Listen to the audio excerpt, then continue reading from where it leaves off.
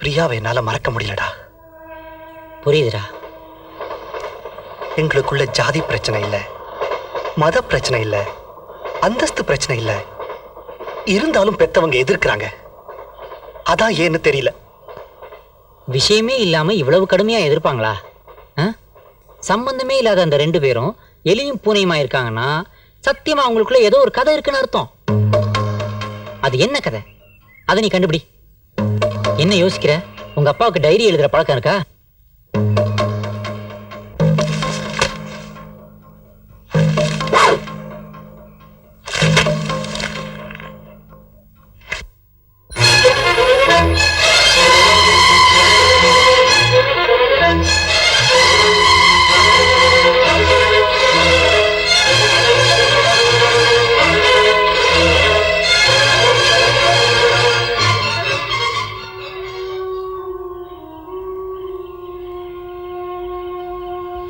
நேத்து வரைக்கும் நாம 2 பேரும் காதலர்கள்.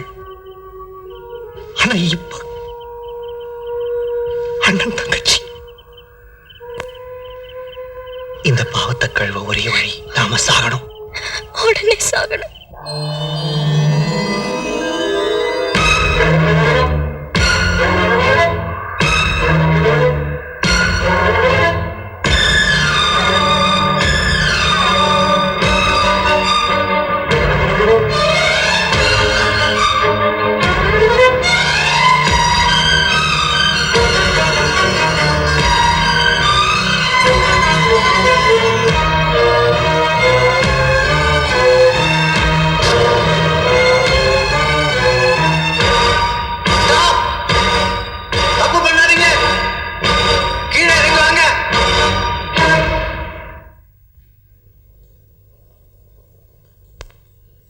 இதுதான் உங்க பிரச்சனையா?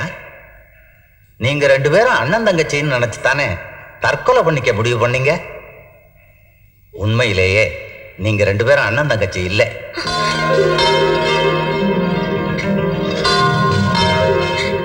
அருண், ராஜன் உன் சொந்த தகப்பனார் இல்லை. நீ ஒரு அனாதை. உன்னை நான் தான் அவருக்கு தத்து கொடுத்தேன். மனிதர்கள் வேணும்னா தப்பு பண்ணலாம், ஆனா ஆண்டவன் ஒருபோதும் தப்பு பண்ண மாட்டார். நீங்க 2 பேரும் காதலிக்கணுங்கிறது ஆண்டவனுடைய சித்தம். அப்படி இருக்கும்போது அதுல எப்படி தப்பு நடக்க முடியும்? கர்த்தர் உங்களுக்கு துணை இருப்பார். நம்பிக்கையோட பிரார்த்தனை பண்ணுங்க.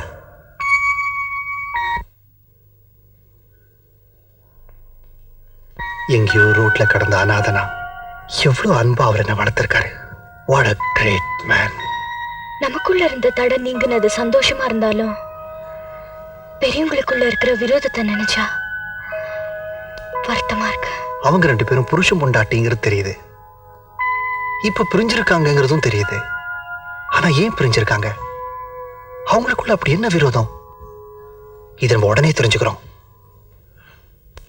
நீங்க இவ்வளவு தூரம் கட்டாயப்படுத்ததுனால சொல்றேன். காயத்ரி என்ன சந்திச்சது விதின்னு சொல்றதா இல்ல விபத்துன்னு சொல்றதா? நான் அவளை முதல்ல பார்த்தது கல்யாண கோலத்துல.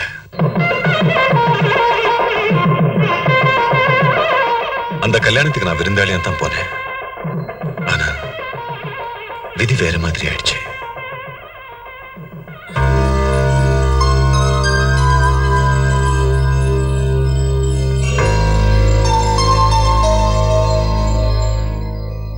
என்ன காரணமோ தெரியல, கடைசி நிமிஷத்துல கல்யாண மாப்பிள்ள ஓடி போயிட்டான். ஐயோ அக்கா, இப்படி அநியாயமா உன் கல்யாணம் நின்னு போயிடுச்சு. இனிமே யாருக்கு அவனுக்கு வாழ்வு கொடுப்பா? சொந்தம்னு சொல்லிக்க யாருமே இல்லாத நமக்கு ஏன்கா இப்படி சோதனை மேல சோதனையா வருது? அவங்க துயரத்தை என்னால தாங்கிக்க முடியல. காயத்ரிக்கு உதவி பண்றதுக்கு எனக்கு வேற வழி தெரியல. அதனால நானே மாப்பிள்ளை ஆயிட்டேன்.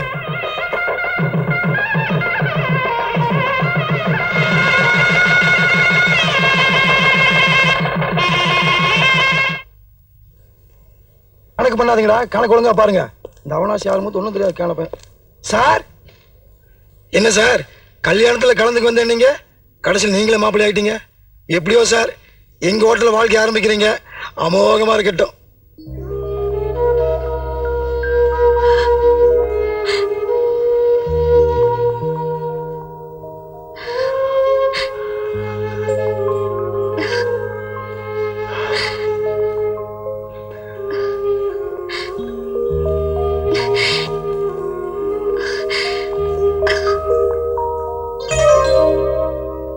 உங்களுக்கு உயர்ந்த மனசுங்க.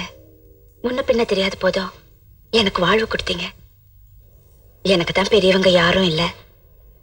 உங்க அப்பா அம்மா ஆசீர்வாதம் கூட இல்லாம நாம முதல் இரவு கொண்டாடுறது சரியில்லைன்னு நினைக்கிறேன். என்ன மன்னிச்சு. அவ சொன்னது நியாயம்னு எனக்கு பட்டுச்சு. ஆனா அதுலயும் ஒரு சிக்கல். திடீர்னு நடந்து போன இந்த கல்யாணத்தை எங்க அப்பா அம்மா எப்படி ஒத்துக்குவாங்கன்னு எனக்கு புரியல. அதனால காயத்ரியை தனியா ஹோட்டல விட்டுட்டு வந்துட்டோம்னு தவிச்சேன். அவளோட பேசுறதுக்காக ஹோட்டலுக்கு போன் பண்ணேன். ஆனா போலீஸ் அவளை விபச்சார வழக்குல அரெஸ்ட் பண்ணிட்டு போயிட்டுதா மேனேஜர் சொன்னார். என்னால நம்பவும் முடியல, நம்பாம இருக்கவும் முடியல. ஏன்னா மறுநாள் பேப்பர்லயும் அந்த செய்தி வந்துச்சு.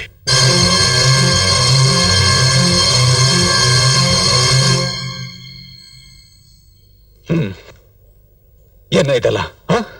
என் வைஃப் காயத்ரி போட்டோ பேப்பர்ல போட்டிருக்காங்க. அவளை பத்தி தப்பு தப்பா எல்லாம் எழுதிருக்காங்க.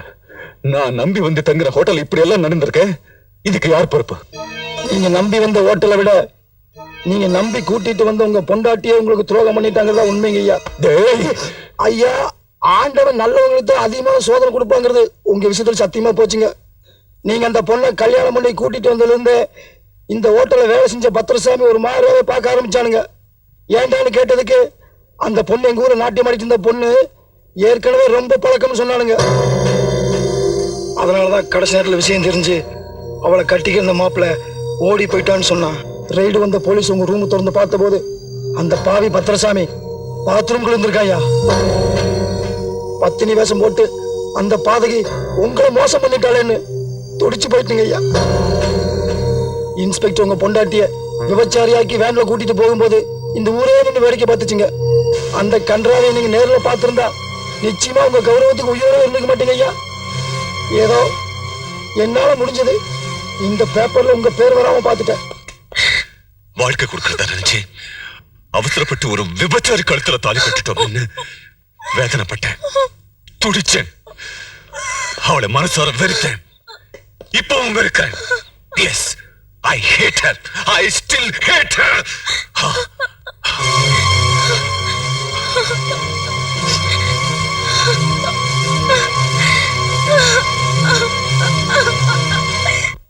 தம்பிக்கு எந்த ஊரு? நல்ல படம், சூப்பர் ஸ்டார் நடிச்சது நான் 3 தடவை பார்த்திருக்கேன். நான் கேட்டது உங்க ஊரு அரக்காம்பட்டி. அங்க எங்களுக்கு 5.5 ஏக்கர் நிலம் இருக்கு. தம்பி, அரக்காம்பட்டி மொத்தமே 3 ஏக்கர் தானே? நீங்க சொல்றது அஞ்சரைப்பட்டி, அது அந்த பக்கம். நான் சொல்றது அரக்காம்பட்டி, அது இந்த பக்கம். ஆமா, உங்களுக்கு எந்த ஊரு? பரக்காவட்டி. பரக்காவட்டி சொல்ல வேண்டாம், பார்த்தாலே தெரியுது. தம்பிக்கு என்ன வேலை? போக்கடை இல்லாதனால ஒரு காலேஜ்ல வாத்தியாரா இருக்கேன். தமாசு.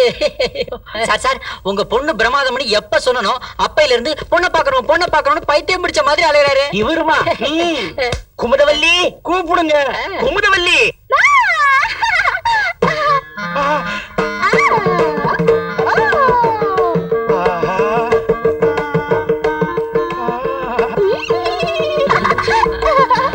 உங்க பொண்ணு 4 பக்கமும் நல்லா இருக்கு சார். அவ என்ன திருமண நாயக்கர் மகாலா? நீ புது பொண்ணு அப்படி எல்லாம் சிரிக்க கூடாது. அவளை சிரிக்க விடுங்க. காலம்பூரா அவ சிரிச்சுக்கிட்டே இருக்கட்டும். அவ மாறாம இருந்தா தான் என் மனசு வாடாம இருக்கும். மாறாமலே இருந்தாலும் அது ஒரு மாதிரி சிரிப்பா இருக்கும். ஆனாலும் பாயிண்ட் நம்பர் 1 படு. ஓகே. ஆமா, உன் பேர் என்னம்மா?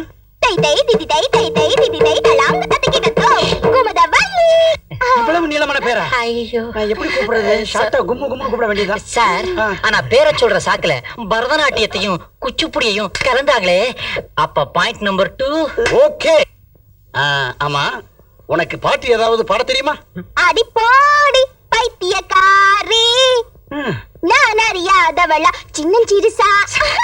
பெருசு இல்லம்மா, பெருசுதான். சார், கேபிஎஸ்ஸையும் பேபியையும் குரல்லயே ஒன்னா சேர்த்துட்டாங்களே, அப்ப point number 3. Okay. 3 point. Okay. இந்த 4வது மாங்கா மேக்ஸ்.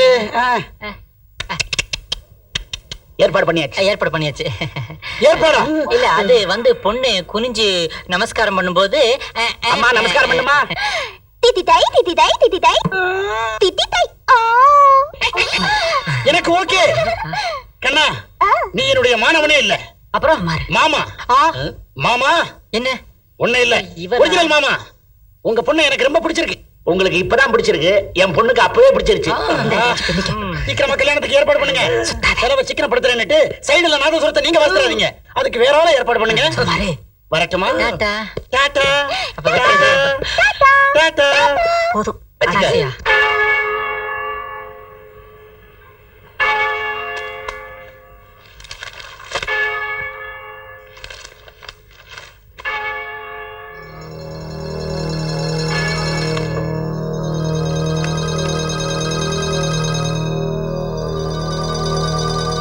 ஃபாதர், என்ன பீட்டர்?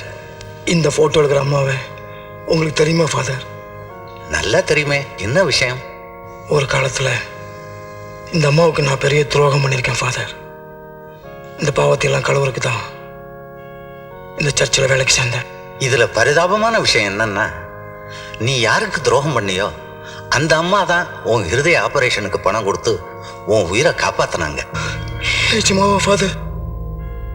இந்த உத்தமைக்கு பண்ண பாவத்துக்கு நான் உடனடியா பிராயச்சித்தம் தேடலைன்னா என் ஆத்மா சாந்தி அடையாது ஃபாதர்.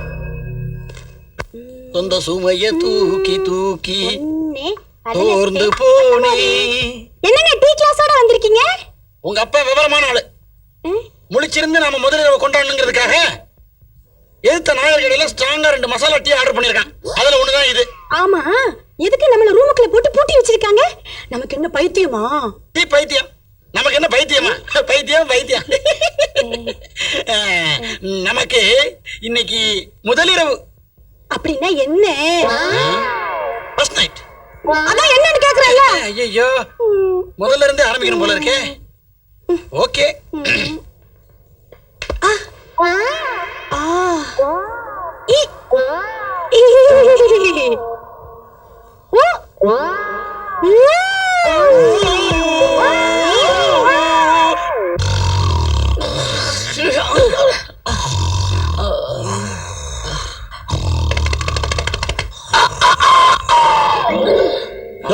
ஏதோ கோழி கூவுற மாதிரி இல்ல?